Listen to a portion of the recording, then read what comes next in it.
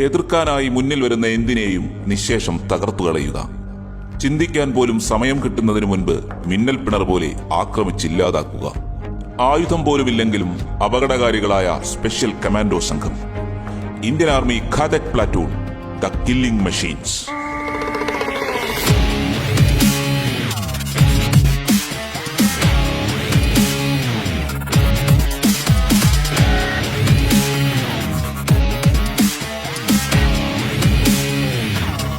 Indian infantry ബറ്റാലിയനുകളുടെ കുന്തമുനയാണ് Ghatak commando പ്ലാറ്റൂണുകൾ. ശത്രുവിനെ അവന്റെ സ്ഥലത്ത് ചെന്ന് പ്രത്യാക്രമണം നടത്തുക എന്നതാണ് ഖാദക് കമാൻഡോകളുടെ ദൗത്യം.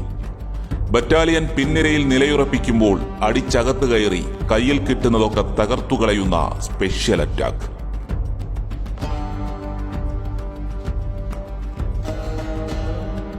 എതിരാളികൾക്ക് ചിന്തിക്കാൻ സമയം കിട്ടുന്നതിന് മുൻപ് തന്നെ ഖാദക് പണി പൂർത്തിയാക്കി മടങ്ങും. ഖാദകിന് മുന്നിൽപ്പെട്ടാൽ ഫലം മരണമാണെന്നതിൽ സംശയമില്ല. ഗാൽവാനിലെ സംഭവത്തിനു ശേഷം അത് നന്നായി എതിരാളികളും ലോകവും മനസ്സിലാക്കി കഴിഞ്ഞു. ബറ്റാലിയനുകളിലെ ഏറ്റവും ശാരീരികക്ഷമതയും കഴിവും അഭ്യാസ മികവുമുള്ള 20 പേരെയാണ് ഖാദക് കമാൻഡോകളായി തെരഞ്ഞെടുക്കുന്നത്. ക്യാപ്റ്റനാണ് പ്ലാറ്റൂണിന്റെ ചുമതല. അതിർത്തി കടന്ന് ആക്രമണം നടത്തുന്നതും ശത്രുവിന്റെ തന്ത്രപ്രധാനമായ സംവിധാനങ്ങൾ തകർക്കുന്നതും ഇവരുടെ ജോലിയാണ്. ശത്രുവിന്റെ നിരയിലിറങ്ങി കുറച്ചു സമയം കൊണ്ട് പരമാവധി നാശനഷ്ടങ്ങൾ ഉണ്ടാക്കി തിരിച്ചെത്തുക എന്നതാണ് ഖാദകിന്റെ പൊതുവെയുള്ള രീതി. ഇന്ത്യൻ സൈന്യത്തിൽ അംഗമാകുക എന്നതാണ് ഖാദക് പ്ലാറ്റൂണിലെത്താനുള്ള ഒരേ ഒരു വഴി.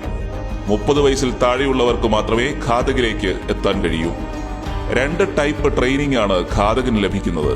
ഓഫീസർമാർക്കും നോൺ കമ്മീഷൻഡ് ഓഫീസർമാർക്കും പ്രത്യേക ട്രെയിനിംഗ് ആണ് നൽകുക. ഓഫീസർ പരിശീലനത്തിൽ ആസൂത്രണവും നേതൃശേഷിയും പ്രധാന വിഷയങ്ങളാകും. പാരാ സ്പെഷ്യൽ ഫോഴ്സിനും മാർക്കോസിനും അനുസരിച്ചുള്ള അതികഠിനമായ പരിശീലനങ്ങൾ ഇല്ലെങ്കിലും ഖാദക് കമാൻഡോയും ഏറെക്കുറെ സമാനമായ പരിശീലനങ്ങൾ നേരിടേണ്ടി വരും. ഓരോ ആഴ്ച കഴിയുന്തോറും പരിശീലനത്തിന്റെ കാഠിന്യം കൂടും. ആയുധവും മറ്റ് അനുബന്ധ സാധനങ്ങളുമൊക്കെ ചേർത്ത് 25 കിലോയോളം ഭാരവും പേറി 10 കിലോമീറ്റർ ഓട്ടമാണ് രണ്ടാമത്തെ ആഴ്ചയിൽ ഉണ്ടാവുക. പിന്നീട് ഇത് 20, 30, 40 കിലോമീറ്ററുകളായി ഓരോ ആഴ്ചയിലും മാറും. 6 മണിക്കൂർ 10 മിനിറ്റ് കൊണ്ടാണ് 40 കിലോമീറ്റർ ഓടിത്തീർക്കേണ്ടത്.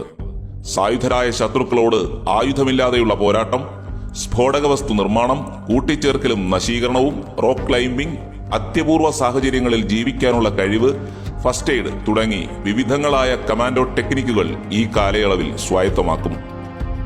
2 കോഴ്സുകളും 42 ആഴ്ച ദൈർഘ്യമുള്ളതാണ്. ഒരു ദിവസം 15 പീരിയഡുകളായിട്ടാണ് പരിശീലനം. ആത്മവിശ്വാസം, കരുത്ത്, പോരാട്ട വൈദഗ്ധ്യം എന്നിവ ഈ പരിശീലന കാലയളവിൽ മാറ്റുരയ്ക്കും. മാനസികമായി കരുത്തു നേടാനും ശാരീരികമായ ആവശ്യങ്ങളെ പരമാവധി കുറയ്ക്കാനും പരിശീലനം സഹായിക്കും. ഉറക്കമില്ലാതെ ദിവസങ്ങളോളം കഴിയാനുതകുന്ന പരിശീലനവും ഖാദക് കമാൻഡോയ്ക്ക് ലഭിക്കും. പർവത് ഖാദക് സ്കൂൾ ഉൾപ്പെടെയുള്ള വിവിധ കേന്ദ്രങ്ങളിൽ പരിശീലനം പൂർത്തിയാക്കുന്നതോടെ ഇന്ത്യൻ സൈന്യത്തിന്റെ കുന്തമുനയായി ഖാദക് കമാൻഡോകൾ റെജിമെന്റുകളുടെ ഭാഗമാകും.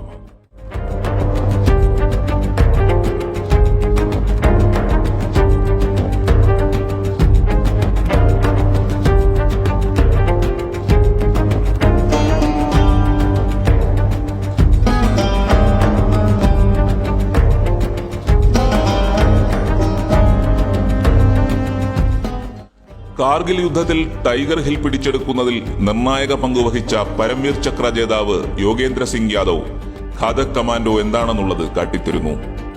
എല്ലാ ബങ്കറുകളും നശിപ്പിച്ച് ശത്രുക്കളെ ഇല്ലാതാക്കി ടൈഗർ ഹിൽ പിടിച്ചെടുക്കുമ്പോൾ യോഗേന്ദ്ര സിംഗ് യാദവിന്റെ ശരീരത്തിലേറ്റത് 21 വെടിയുണ്ടകളായിരുന്നു. മരണത്തെപ്പോലും അതിജീവിക്കുമ്പോൾ ആ ഖാദക് കമാൻഡോയുടെ വയസ്സ് വെറും 19. രാജ്യത്തെ ഏറ്റവും പ്രായം കുറഞ്ഞ പരംവീർ ചക്ര ജേതാവ്. കശ്മീരിൽ 20ഓളം വരുന്ന ഭീകരരെ എതിരിട്ട് അതിൽ 12 വകവരുത്തിയ മറാത്ത ലൈറ്റ് ഇൻഫൻട്രി ഖാദക് പ്ലാറ്റൂണിന്റെ കമാൻഡറായിരുന്നു ലഫ്റ്റനന്റ് നവദീപ് സിംഗ്.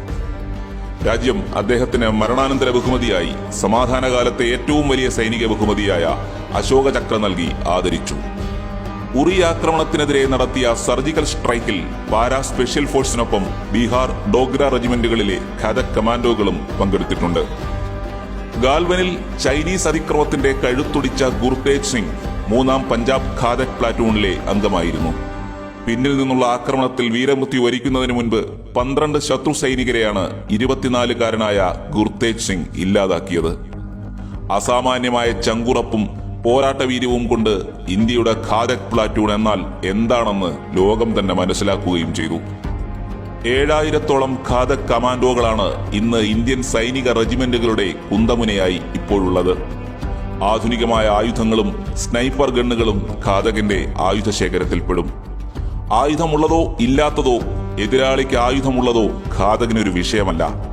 ജീവന്റെ അവസാന ശ്വാസം വരെ എതിരാളിയെ തകർക്കുക എന്നതല്ലാതെ മറ്റൊരു ചിന്തയുമില്ല. അക്ഷരാർത്ഥത്തിൽ കില്ലിംഗ് മെഷീൻസ്.